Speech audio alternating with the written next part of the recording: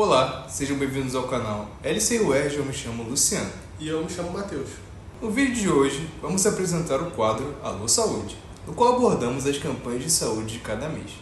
Neste episódio, iremos falar sobre o Janeiro Branco. A campanha Janeiro Branco visa conscientizar a população sobre a importância dos cuidados com a saúde mental e emocional. Traremos algumas informações sobre a campanha e os transtornos mentais e também conversaremos com Edna Ponciano, professora associada do Instituto de Psicologia da UERJ, do Departamento de Psicologia, Cognição e Desenvolvimento. É pesquisadora visitante na Universidade de Coimbra e coordenadora do grupo DERA, Grupo de Pesquisa Desafios Emocionais Relacionais na Adolescência e Adultez Emergente. Atualmente, também é coordenadora do programa de pós-graduação em Psicologia da UERJ. A campanha Janeiro Branco foi criada pelo psicólogo Leonardo Abraão, no ano de 2014, em Minas Gerais. Desde então, o movimento conta com uma adesão crescente, com mesas de debate e palestras em diversas cidades do país. O mês de janeiro traz consigo a ideia de renovação. No entanto, algumas pessoas podem ter tido uma passagem de ano melancólica ou angustiante. Por isso, é importante chamar a atenção para os cuidados com a saúde mental.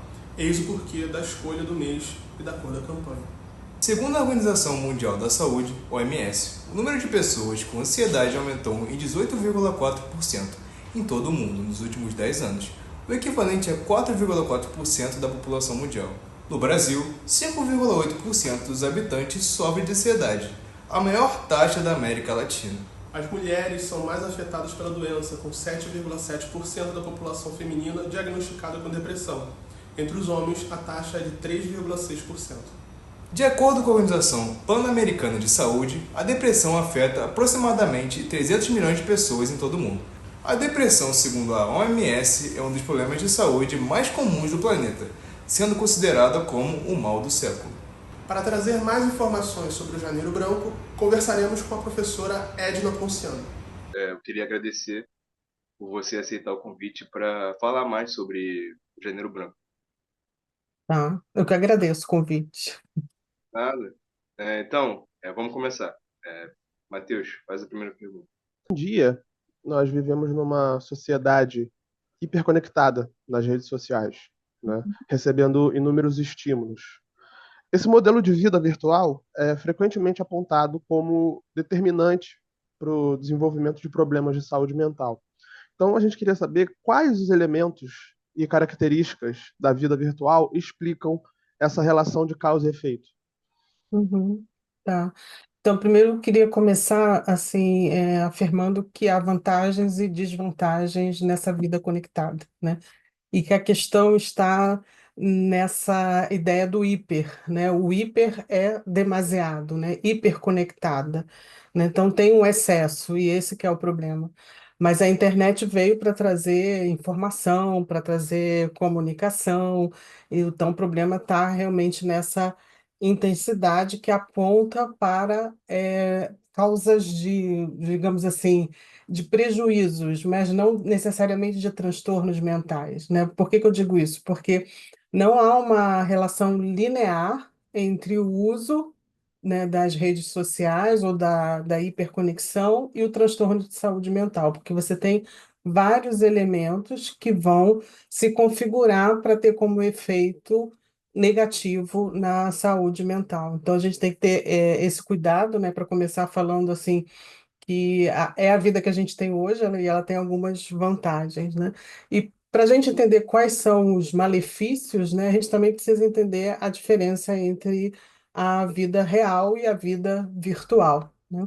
Que, assim, para quem já nasceu na geração da virtualidade, da hiperconexão, etc., até não consegue distinguir muito, né? Parece que a vida real sempre foi, virtual, né? Mas a vida real, e essa que também é a base para a nossa saúde como seres humanos, tem algumas características diferentes da virtual. Uma delas é que na vida real nós somos corporificados, o que significa que nós agimos no mundo com as nossas sensações corporais, né? No mundo virtual é o contrário, nós somos descorporificados. Claro que quando você está numa rede, você está sentindo um monte de coisa no seu corpo, mas o seu corpo não está se apresentando naquele contexto virtual, e isso faz muita diferença, né? A outra questão é a sincronicidade, né? No mundo real, a gente se relaciona no mesmo tempo. Acontece aqui e agora, né? Então a gente está junto, né? E isso leva a que a comunicação seja feita nesse tempo do aqui e agora, né? No mundo virtual já não, né? A maior parte do tempo é assíncrona, né? E a comunicação não é necessariamente feita no aqui e agora, no sentido de uma interação. Por exemplo, você passa um WhatsApp, não significa que a pessoa vai responder no aqui e agora imediatamente a você. Né? E mesmo assim, como não é corporificado, não tem essas características, né, de que na interação eu percebo o olhar do outro, eu percebo melhor como está o corpo, né, se a pessoa está aberta ou está fechada. No virtual, principalmente nas mensagens de texto sem vídeo, né, isso fica um pouco mais complicado, porque você também perde o tom de voz, e tudo isso é corporificação, né? O modo como você fala no texto, muitas vezes as pessoas leem sem entender o contexto e o tom de voz, isso é um problema, né? A outra característica do mundo real é que a gente vive em comunidade, né? Então, nós nos comunicamos e interagimos em grupos que são de muita relevância para nós. E dizer que é de muita relevância significa que eu não quero rachar com esse grupo, né? Eu quero fazer alguma coisa, mesmo que seja difícil, que haja conflito, que haja dificuldades, né, no contexto da relação, eu vou fazer alguma coisa para manter essa relação. No mundo virtual, não. Você diminui essa característica, né, do pertencimento, do vínculo, e você, claro, você pode fazer parte, né, até o próprio mundo virtual usa a palavra comunidades, né, então você pode fazer parte de várias comunidades virtuais, mas não tem a mesma intensidade do pertencimento que existe no mundo real, né? Então, esse pertencimento do mundo virtual, que a gente pode dizer tem alguma vantagem, porque a gente se comunica com pessoas diferentes, até de outros países, etc., mas não tem a mesma implicação de envolvimento, que significa que eu posso rachar a qualquer momento, né? Então, essa ideia, né, de, por exemplo, do cancelamento é muito característico do mundo virtual, porque imagina, no mundo real, quando é que você faria um cancelamento, né? Se aquela pessoa é importante para você, né? Então, o virtual ele está muito mais preocupado com a aparência do que com a manutenção da relação, né? Então, você vai ter muito mais características da lacração, que eu não me importo tanto com o outro, mas eu quero passar uma imagem, e do cancelamento, em que o outro pode ser anulado a qualquer momento, né?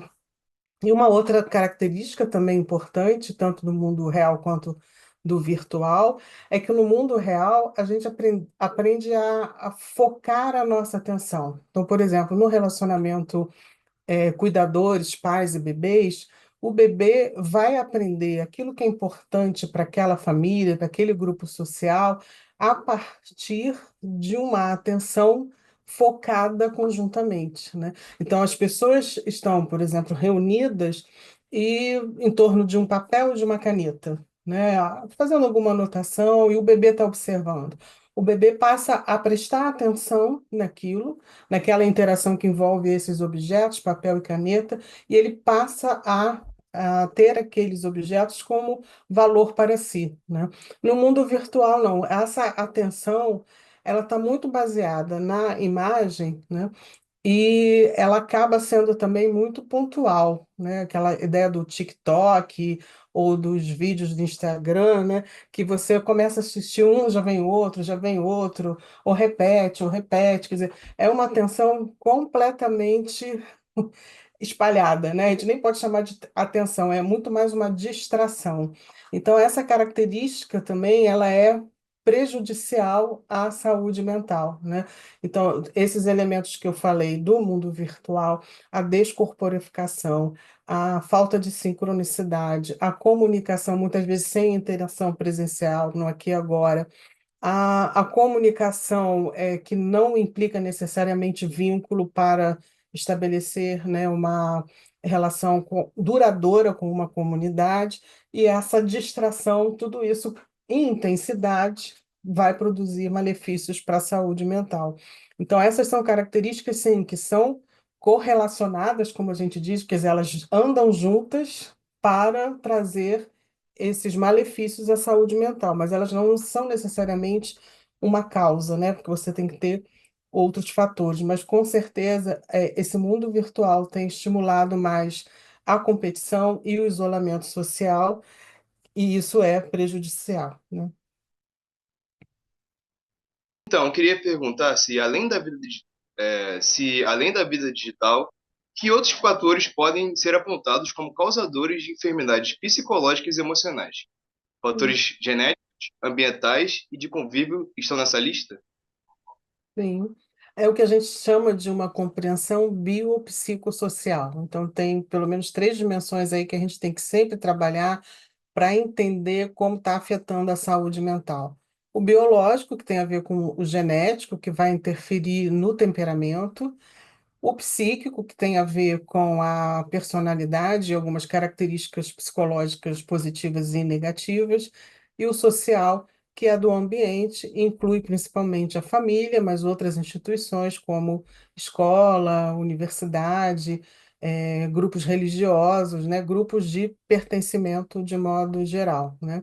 Então, nas duas pontas desse termo, né, biopsicossocial, você tem o bio e o social, que são heranças, ou seja, você não escolhe como vai ser o seu corpo e você não escolhe como vai ser seu grupo social, você surge nele, né, não é uma escolha.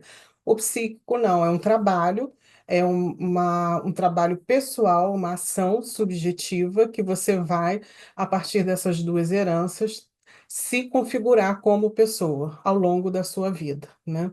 Então, todas essas dimensões juntas, você vai ter que entender a partir da trajetória desenvolvimental de cada pessoa, né? E isso vai variar também ao longo da vida, conforme a faixa etária. Então, você tem um momento que é um momento de maior sensibilidade, que é da adolescência para o início da vida adulta, porque você tem ali um aumento da autonomia e do estresse ao mesmo tempo. E isso faz com que o jovem, né, tenha que responder de alguma forma, por sua própria conta, a situações que antes ele não tinha que lidar, né? Então, isso vai. É claro que isso não significa que ele não precisa de apoio, que a rede social não vai estar junto, mas é um momento delicado em que ele vai ter que ter essa ação mais ativamente, no sentido de que ele vai ter que tomar as iniciativas da própria vida e como ele vai resolver os problemas, né? Então, ao longo de toda a vida, né, estou destacando a adolescência e a adultez emergente, que é como é o nome que eu trabalho, mas ao longo de toda a vida, todos nós vamos passar por momentos estressantes, né? E aí, como é que a gente vai responder a essas situações de estresse? Isso depende do meu temperamento, do meu grupo social e da minha personalidade, no sentido das minhas características psicológicas também. Então, juntando tudo isso, como é que eu respondo, por exemplo, a situação de vestibular? Como é que eu respondo à perda de um ente querido, né? Então, por exemplo, se eu tenho o apoio da minha rede social, isso pode compensar o meu temperamento, que pode ser um temperamento mais sensível, mais delicado, né? Então, a rede social vai me abraçar e vai me ajudar a lidar com essas situações de estresse. Então, a rede social são amigos, são pessoas que a gente pode chamar, com quem a gente conta eventualmente, como profissionais, e são os familiares também, né? Então, as emergências de estresse e a intensidade e quanto que surge, né, um estresse atrás do outro, né? Às vezes a gente passa por situações na vida que é uma coisa atrás da outra, né? Então, isso também prejudica, né, a saúde mental. E a gente viu muito isso durante a pandemia, né, que estava todo mundo vivendo uma situação de medo, de adoecimento, de isolamento social, algumas pessoas mais isoladas que outras, porque teriam que trabalhar e se arriscavam mais, enfim. Mas tudo isso fez com que a gente vivesse coletivamente essa situação de uma experiência estressante e que aumentou a nossa consciência de como que isso afeta a saúde mental, ou seja, não estávamos preparados para lidar com a pandemia, né? Ninguém estava. né? Nem os profissionais de saúde em geral, nem os de saúde mental. Isso pegou a gente no susto e a gente identificou as nossas dificuldades para lidar com as situações estressantes, né? Então, eu diria que até hoje nós estamos precisando construir os nossos recursos para lidar com situações de estresse como essa que foi coletiva, além das nossas individuais, né? Porque junta, né? O coletivo com as situações de vida de cada um juntam para formar uma experiência de estresse intensificada que foi o que ocorreu na pandemia. E, por outro lado, também na pandemia, aumentou a nossa consciência de que a gente precisa fazer alguma coisa, né? Então, por isso que eu acho que teve um certo benefício, né?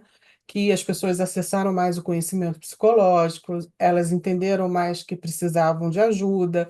A internet, nesse sentido, também ajudou muito a divulgar o conhecimento psicológico, as pesquisas que eram feitas, né, durante a pandemia. Eu mesma participei de várias que mostraram que o Brasil tem um nível de ansiedade e depressão muito alto, né? Então a gente precisa olhar para isso, né? Inclusive, de ansiedade, nós estamos assim ganhando de todo mundo, né? Então é um negócio que a gente precisa ver coletivamente, não só individualmente, como se está se respondendo a essas situações de estresse com dificuldade, mas como eu estava falando, a gente com mais consciência tem mais chance de encontrar uma saída para essas situações. Mas só a consciência ela não é suficiente, né? Porque muitas vezes essas situações estressantes esbarram com experiências traumáticas vividas ao longo da vida de cada pessoa, experiências traumáticas que não foram ainda elaboradas, né? Então isso também se discutiu muito, por exemplo, na pandemia que algumas pessoas tiveram uma pior resposta ao estresse da pandemia porque elas já tinham um histórico de adoecimento psíquico, né, com experiências traumáticas anteriores, né? Então elas entram na pandemia com uma bagagem que já estava trazendo alguns problemas, né? E essas experiências traumáticas, elas não são só relativas ao evento, como por exemplo, um acidente de carro, a perda de um pai, de uma mãe durante a infância, que são experiências traumáticas, né, para a gente dizer as mais graves, tem outras, mas enfim, elas geralmente são ligadas a experiências traumáticas dos familiares, né? Então é uma coisa que vai reverberando e não adianta olhar só para o indivíduo, você tem que olhar para a família, para o grupo como um todo, para entender como aquela situação foi se amplificando para se tornar uma experiência de adoecimento, né? Então, nesse sentido, a gente herda, né, a nossa resposta e o nosso grupo pode também ajudar a gente a lidar com a situação ou pode também piorar. E por isso há ambientes que são facilitadores e ambientes que não são facilitadores. E, de um modo geral, os pais precisam cuidar da sua saúde mental para ajudar, né, os cuidadores principais precisam ajudar as crianças, os adolescentes e os jovens a lidar com esses problemas de saúde mental. Eles só vão conseguir fazer isso se cuidarem da sua própria saúde mental. Senão vira uma bola de neve, de repetição, né, de uma geração para outra, os problemas vão se acumulando. Então, é um trabalho que cada um tem que fazer, né? E aí, sintetizando, para compreender a saúde mental de uma pessoa em termos biopsicossocial, a gente também tem que olhar a transmissão intergeracional, ou seja, como é que isso passa de uma geração para outra, além de saber do temperamento de cada um, né? Uma coisa interessante que na internet também aumentou a consciência das pessoas dessa ideia que eu estou discutindo aqui é a noção de gatilho, né? Todo mundo fala em gatilho, né? Então, isso é gatilho, não sei o quê. Eu fui ver uma coisa no post, no Instagram, senti um gatilho, não sei o quê. Então, é essa ideia de que essa experiência atual remete a outras. E essas outras eu tenho que cuidar também para poder desenvolver uma boa resposta aos estresses que aparecem para mim nesse momento. Perfeito. Então, seguindo aqui, entre os problemas de saúde mental mais discutidos, estão a ansiedade e a depressão, né, que são os mais falados. Que outras enfermidades também devem ser consideradas no debate sobre saúde mental? Tá? Então, ansiedade e depressão, elas são como é, respostas de sofrimento que são básicas, né? Assim, de alguma maneira, elas estão compondo várias outras respostas de sofrimento. O que que significa? Você pode pensar ansiedade e depressão como um espectro ou uma paleta de cores, né? Numa paleta de cores, você tem, vamos dar as cores para ansiedade, vocês viram Divertidamente dois? Que cor é Sim, sim. aquela? Coral? A É bordo? um coral, mais ou menos assim. Há diferenças na definição de cores entre homens e mulheres, mas nós concordamos, né, Matheus? Ok, coral. Então, ansiedade coral e a depressão é azul, né? Então, isso é tirado do senso comum, né? Se apresenta em várias sociedades, se fala que o azul está ligado à tristeza. No Brasil, a gente usa a expressão tudo azul, né? Então, é um pouco diferente. A gente fala, tudo azul, tá tudo bem, né? Mas a gente também tem uma significação do azul como frio, como gelado, como uma coisa nesse sentido negativo, né? Mas no inglês, por exemplo, se usa essa expressão, né, blue, para dizer tô mal, né? E então, pensando na ansiedade, um coral e a depressão, um azul, quando eu digo espectro, eu estou dizendo paleta de cores, é porque a ansiedade coral pode ser um coral clarinho a um floral mais intenso. A depressão é a mesma coisa, pode ser um azulzinho bem clarinho a um azul mais intenso, né? Então, isso significa que a experiência da ansiedade e da depressão passa por essa intensidade, né? Da fraquinha à mais intensa. E todo mundo pode ter experiência de ansiedade e depressão. Por isso que eu estava dizendo que ela é uma resposta básica, né? Que tem a ver com o medo e tem a ver com a tristeza, que são emoções básicas, né? Então, em algum momento, todo mundo já sentiu uma ansiedade mais alta, né? Ou usou a ansiedade para resolver um problema, então é uma ansiedade tranquila, ou todo mundo já sentiu uma tristeza diante de uma perda, ou pode ter se sentido mais desanimado por algum tempo maior, e isso não significa necessariamente um transtorno psiquiátrico, né? Então, existem outros que geralmente são considerados mais assustadores, né, pelo senso comum, como a esquizofrenia, o transtorno bipolar, o transtorno alimentar, mas em todos esses transtornos a gente identifica respostas ansiosas e respostas depressivas, em menor ou maior grau, né? Então é muito importante a gente entender como a gente está lidando com o medo e com a tristeza, porque como emoções básicas, elas vão também indicar a intensidade de uma resposta, sendo ela saudável ou sendo ela patológica, que juntando com tudo que eu estava falando antes, né? Porque a experiência emocional é a experiência ao longo do cotidiano, na vida do que a gente faz, mas juntando ao temperamento, à herança, às questões familiares, ao estresse, você vive uma experiência de ansiedade um pouco mais intensa, pode se ligar a uma experiência traumática que pode desenvolver um transtorno mais grave do que uma ansiedade, tá? Então, assim, é complexo e é tudo interligado, mas é porque isso sinaliza para gente que não há uma patologia, né? Não é como uma doença física que você, né, tem a maior chance de identificar, por exemplo, aqui temos um vírus que causou essa doença de uma forma bem mais linear e objetiva em termos de causa e efeito, né? Quais as principais políticas públicas dedicadas ao tratamento de problemas de saúde mental no Brasil? E que tipo de atendimento e acolhimento são oferecidos pela UERJ? Tá.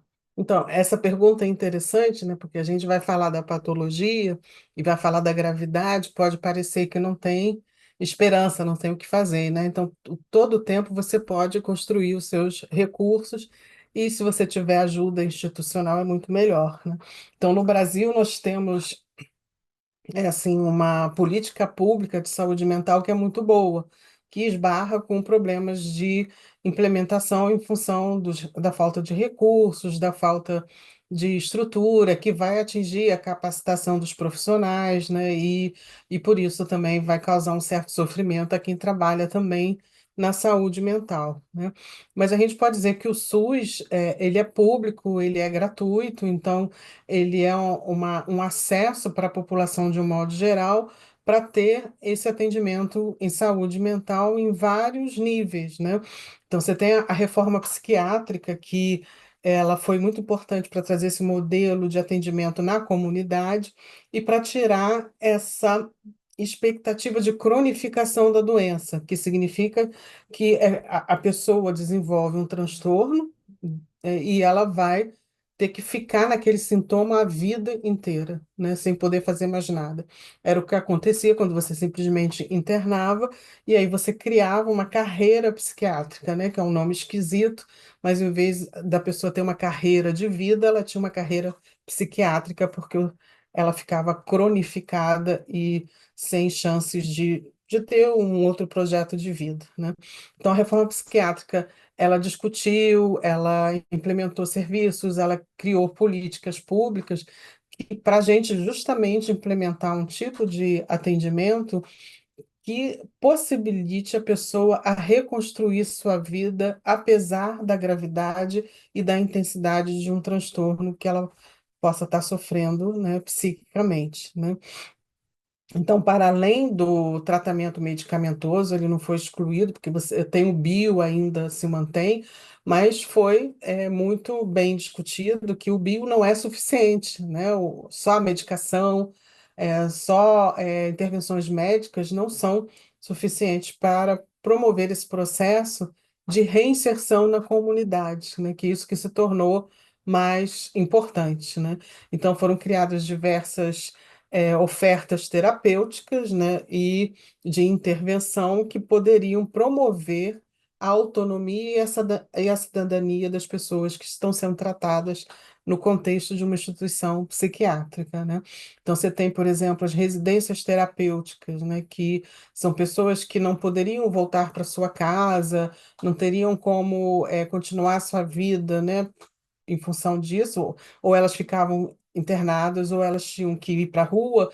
As residências terapêuticas surgem como uma resposta de estimular esse retorno de uma vida ordinária, uma vida comum, né? E claro que tem todas as suas dificuldades, mas é muito melhor do que você manter uma pessoa dentro de uma instituição psiquiátrica para o resto da vida, né? Então, isso que se chama de uma rede de atenção psicossocial, né, inclui esse serviço da rede das residências terapêuticas, os centros de atenção psicossocial, é, e outros atendimentos ambulatoriais, que todos são baseados numa ideia de atendimento multiprofissional que corresponde a essa noção do biopsicossocial. Então, você tem que ter profissionais ligados a esses aspectos biológicos, ligados aos aspectos psicológicos e sociais, né? Então, é essa proposta de rede que vai fazer com que ah, haja efetividade na proposta de um atendimento que tenha como base a comunidade, né? Então, na UERJ, tem muitos projetos de atendimento, eu não saberia listar todos, com certeza, né? E no Instituto de Psicologia tem o serviço de psicologia aplicada, que as pessoas, né, podem acessar, né, a partir de uma inscrição, fazer uma triagem e serem atendidas por estudantes da graduação, né, estudantes de psicologia, que vão começar esse processo terapêutico, né? E não, no caso, né, no Instituto de Psicologia, a gente não tem psiquiatria, a gente só tem psicoterapia, e no caso de necessidade de atendimento psiquiátrico, tem que ser encaminhado para fora do IP, né? Tem muitos projetos também de extensão, e esses projetos de extensão, em sua maioria, trabalham com algum aspecto da saúde mental, né? E muitos deles são direcionados para os universitários dentro da própria UERJ, né?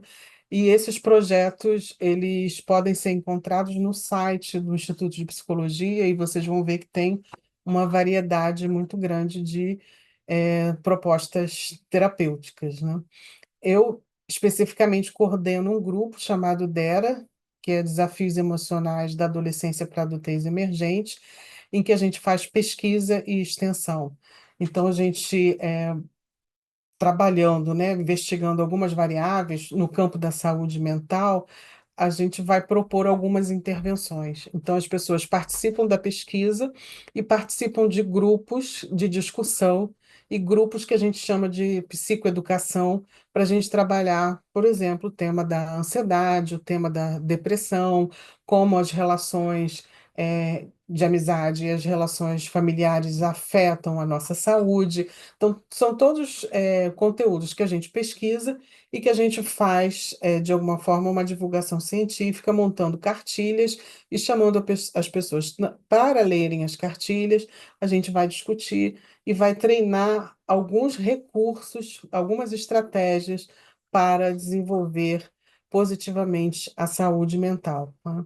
Outras atividades que a gente faz lives e divulga no canal do YouTube do Dera, e a gente faz posts também informativos no Instagram, né? Então, é uma proposta, como eu falei, ao mesmo tempo de pesquisa e ao mesmo tempo terapêutica, né?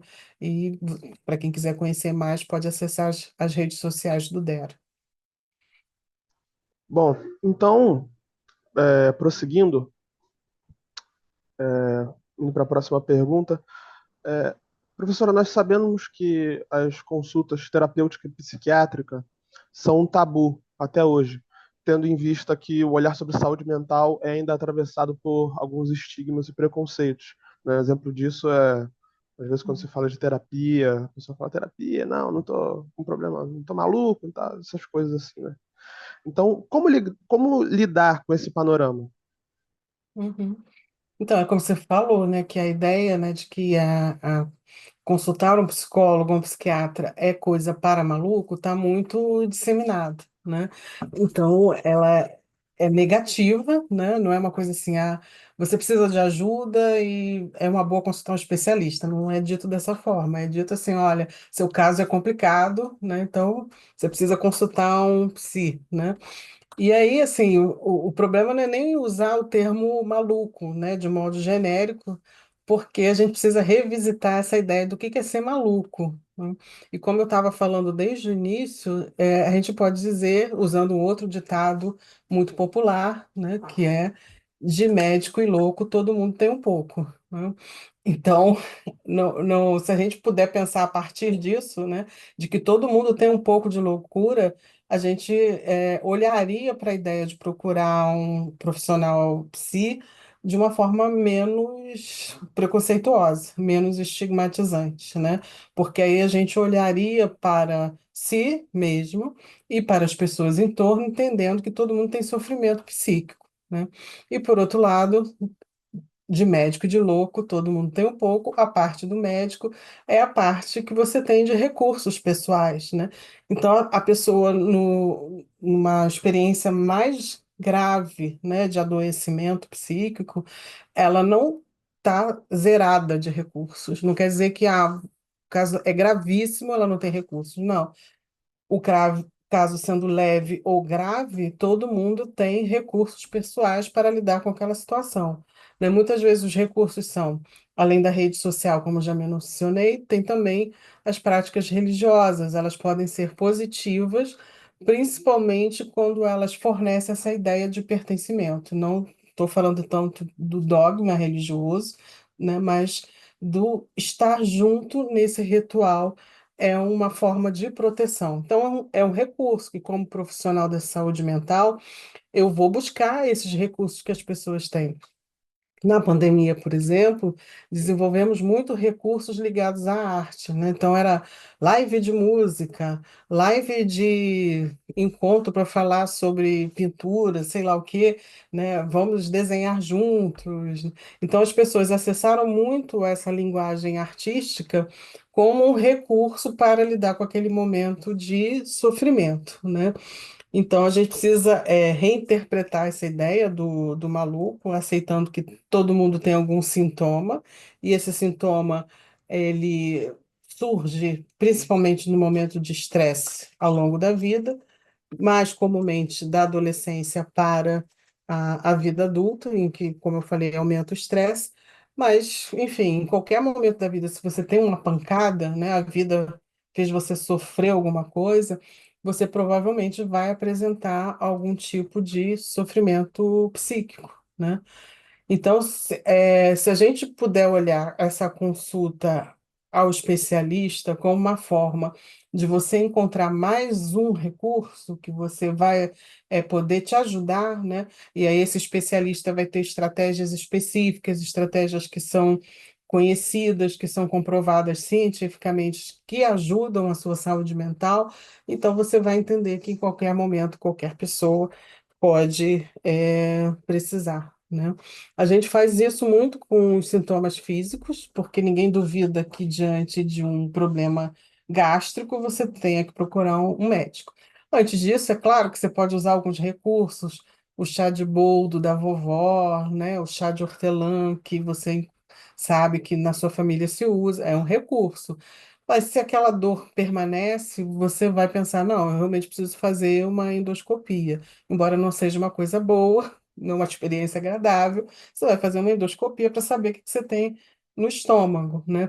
Então isso já está meio que na nossa rotina, né? Por mais que, claro que tenha também uma certa dificuldade, às vezes, de aceitar uma intervenção médica, né? Mas em relação ao sofrimento psíquico, a gente não tem essa cultura, né? Principalmente no Brasil, né? Em outros lugares do mundo, isso está muito mais assimilado, né? Se você tem problemas psíquicos, você precisa de ajuda de especialista, e isso não tem problema nenhum. E como eu falei, procurar um especialista não significa que você vai negar a sua trajetória de vida e aquilo que você já sabe fazer que te faz bem, né? Então você pode juntar as duas coisas e aí funcionar muito melhor para você poder implementar uma saída para aquela situação, né? E o que a gente faz também, né, como eu falei, em relação a tomar o chá, em relação ao estômago, em relação ao sofrimento psíquico, a gente cria distrações, né? Ah, vou ver um filme, vou tomar chopp com os amigos, e essas distrações, elas são válidas pontualmente, também elas não devem ser excluídas. Só que como na dor física, qualquer distração não é um projeto de tratamento. E aí essa dor psíquica vai voltar, né? Depois que você sair do shopping com os amigos, se você estiver sozinho ou sozinha, essa dor psíquica vai voltar. E aí essa distração ela não é suficiente para você sair dessa situação e começar a construir um processo de cura. E aí quando eu uso a palavra processo, porque também diferente da doença física, que você pode ter uma nem todas as doenças, né? Tem doenças crônicas que você vai ter que tomar medicação para o resto da vida. Mas, enfim, você pode criar mais a esperança, né, de que você vai ter uma solução imediata, por exemplo, uma dor de dente. Aí você vai ao dentista, pá, ele fez lá o que precisava fazer, resolveu. Mas em relação ao sofrimento psíquico, você começa o processo, é para a vida inteira, né? Então, isso não quer dizer que você vai ficar doente para a vida inteira, mas é um processo de trabalho sobre si para a vida inteira. A cura nunca é completa, né? Até a morte, a gente vai estar trabalhando a nossa resposta emocional diante da vida. E vai poder morrer melhor se a gente puder elaborar melhor essas respostas emocionais. Só um relato interessante que eu tenho para contar é que teve um dia que eu ouvi uma pessoa mais velha falando assim: para que eu vou fazer terapia se os psicólogos são consultados por psicólogos, se os psicólogos também fazem terapia? Eu não entendi muito bem esse relato, mas depois de um tempo, eu percebi que o que ele queria dizer é: para que eu vou fazer um psicólogo se o psicólogo não é a pessoa certa para me atender? Entendeu? Eu fiquei pensando nesse relato e gostaria de falar com você sobre isso. Sim. Porque esse exemplo que você dá toca num ponto importante, que é a questão da confiança. Em qualquer ajuda de um especialista, é preciso que você tenha confiança, né? E esse argumento ele pode ser direcionado para qualquer especialista, por exemplo, por que que eu vou ser atendida por um cardiologista que tem problema de pressão alta? Né?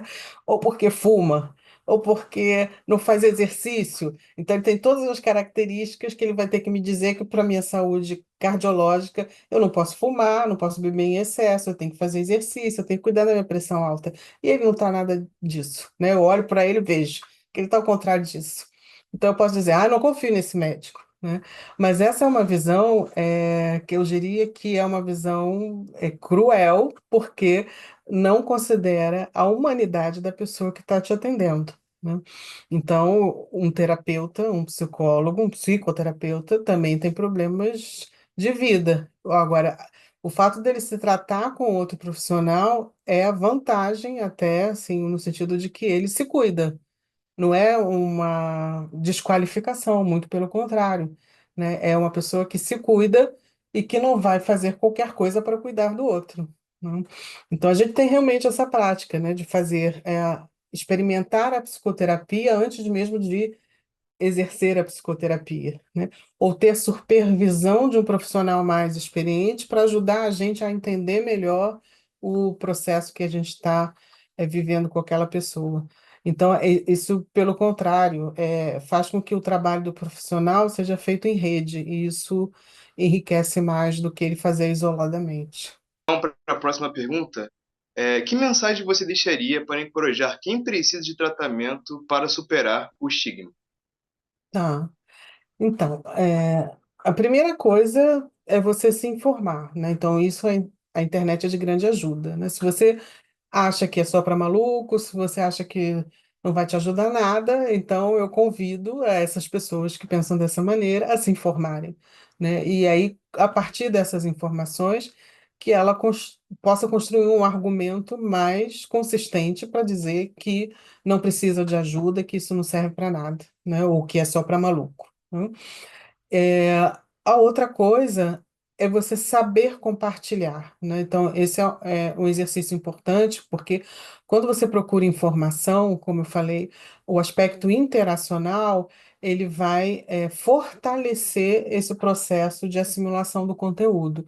Então, compartilhar está nesse movimento de estar com outra pessoa ou com um grupo, então você poder discutir. Por isso que, quando eu disse, né, do Dera, a gente usa muito esse recurso, a gente informa e usa o grupo para compartilhar.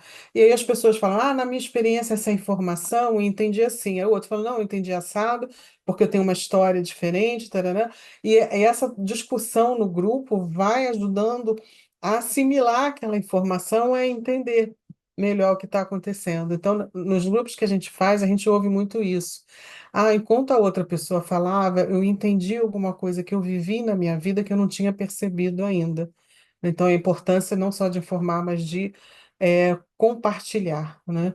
E aí, assim, nesse processo de compartilhar, a gente entende melhor isso que eu falei no início, que o sofrimento psíquico ele pode ser melhor compreendido como um espectro, né? Como uma palheta de cores, né? Então, ao compartilhar, eu percebo que a intensidade do meu sofrimento é diferente da intensidade do sofrimento do outro, tem nuances, né? Mas que eu também sofro de tristeza, por exemplo, eu também sofro de ansiedade. Pode não ser tão grave quanto do outro, mas eu identifiquei momentos na minha vida em que isso ocorreu. Então, esse compartilhar ajuda você a perceber, todo mundo precisa de ajuda, né? E aí você não está sozinho, você não está sozinha, e a gente vai poder também desenvolver o que a gente chama de autocompaixão, né? Esse reconhecimento que eu sofro e preciso de ajuda, ele também é vivido com a autocompaixão, diferente da autocrítica negativa, que viria assim, poxa, se vira, e aí, tá de moleza? Sai dessa cama, né? Vozes internas, né? Que podem também ser vozes externas, né? No contexto relacional, mas que fazem uma autocrítica negativa que produzem também esse estigma, né? Esse preconceito contra o pedido de ajuda, porque pedir ajuda é ser fraco, é ser frágil, né? É não conseguir dar conta da própria vida. Então, a autocompaixão ajuda a gente a perceber, sim, que essa vulnerabilidade, ela não é necessariamente ruim, porque se eu estou vulnerável e eu me informo e eu compartilho, e esse grupo com quem eu compartilho me acolhe, isso produz essa sensação de que eu posso dar conta dessa experiência que eu estou vivendo, porque eu não estou sozinha, né?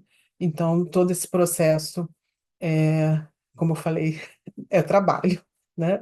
A gente não vai mudar essa concepção, essa mentalidade de uma hora para outra, mas é a nossa proposta também, quando a gente divulga o conhecimento psicológico lá no DERA, é que a gente possa aumentar essa consciência de que é possível buscar ajuda e que essa ajuda ela pode ser efetiva até utilizando os seus próprios recursos. Esse foi o vídeo de hoje. Se você gostou, já deixa o like aqui embaixo. Se inscreva no canal se ainda não for inscrito e não deixe de compartilhar com os amigos. Até a próxima. Tchau, tchau.